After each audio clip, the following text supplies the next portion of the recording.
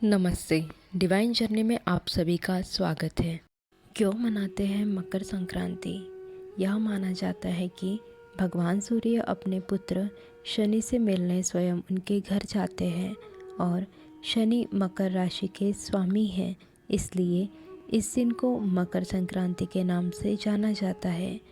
पवित्र गंगा नदी का भी इसी दिन धरती पर अवतरण हुआ था, इसलिए भी मकर संक्रांति का पर्व मनाया जाता है। महाभारत में पितामह भीष्म ने सूर्य के उत्तरायण होने पर ही स्वेच्छा से शरीर का परित्याग किया था।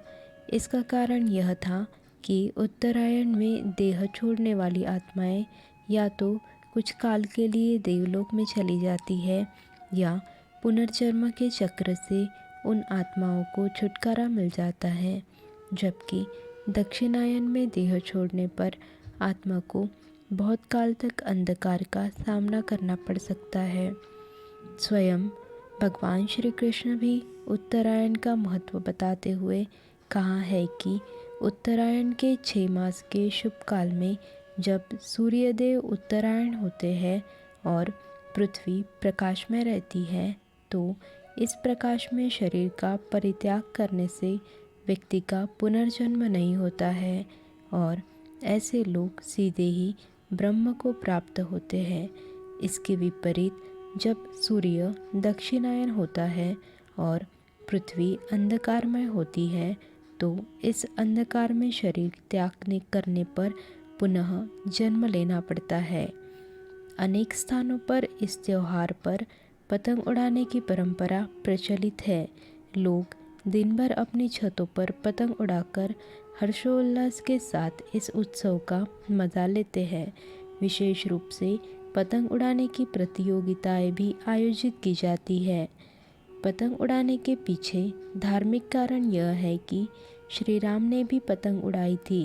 गुजरात व सौराष्ट्र में मकर संक्रांति पर कई दिनों का अवकाश रहता है और यहाँ इस दिन को भारत के किसी भी अन्य राज्य की तुलना में अधिक हर्षोल्लास से मनाया जाता है। पौष मास की सर्दी के कारण हमारा शरीर कई तरह की बीमारियों से ग्रसित हो जाता है, जिसका हमें पता ही नहीं चलता और इस मौसम में त्वचा भी रुखी हो जाती है। इसलिए जब सूर्य उत्तरायण होता है, तब इसकी किरणें हमारे शरीर के लिए औषधि का काम करती है और पतंग उड़ाते समय हमारा शरीर सीधे सूर्य की किरणों के संपर्क में आता है, जिससे अनेक शारीरिक रोग जो हम जानते ही नहीं, वे स्वतः ही नष्ट हो जाते हैं। पौष मास में जब सूर्य धनु राशि को छोड़कर मकर राशि में प्रवेश करता है, तब मकर संक्रांति का पर्व मनाया जाता है और सूर्य धनु राशि से मकर राशि में प्रवेश करता है, इसलिए इसे मकर संक्रांति के नाम से जाना जाता है। यह एकमात्र ऐसा त्यौहार है जिसे संपूर्ण भारतवर्ष में मनाया जाता है, चाहे इसका नाम व मनाने का तरीका कुछ भी हो। हिंदू धर्म में माह को 2 पक्षों में बांटा गया है, कृष्ण पक्ष और शुक्ल पक्ष। ठीक इसी तरह से वर्ष को भी 2 आयनों में बांटा गया है, उत्तरायण और दक्षिणायन। यदि दोनों को मिला दिया जाए तो 1 वर्ष पूर्ण हो जाता है। मकर संक्रांति के दिन से सूर्य की उत्तरायण गति प्रारंभ हो जाती है, इसलिए मकर संक्रांति को उत्तरायण भी कहते हैं। हिंदू धर्म की मान्यताओं के अनुसार इस दिन भगवान विष्णु ने असुरों का अंत करके उनके सिरों को मंदार पर्वत में दबाकर युद्ध समाप्ति की घोषणा की थी। इसलिए इस मकर संक्रांति के दिन को बुराइयों और नकारात्मकताओं को समाप्त करने का दिन भी माना जाता है। उत्तरायण को देवताओं का दिन अर्थात सकारात्मकता का प्रतीक माना जाता है, इसलिए इस दिन जप, तप, दान, स्नान, श्राद्ध, तर्पण आदि धार्मिक क्रियाकल्पों को विशेष महत्व दिया जाता है। मकर संक्रांति के दिन खिचड़ी खाने के अपना एक अलग महत्व है, इसलिए कहीं कहीं मकर संक्रांति को खिचड़ी के नाम से जाना जाता है। मकर संक्रांति का यह पर्व प्रत्यक्ष रूप से भगवान सूर्य से जुड़ा है।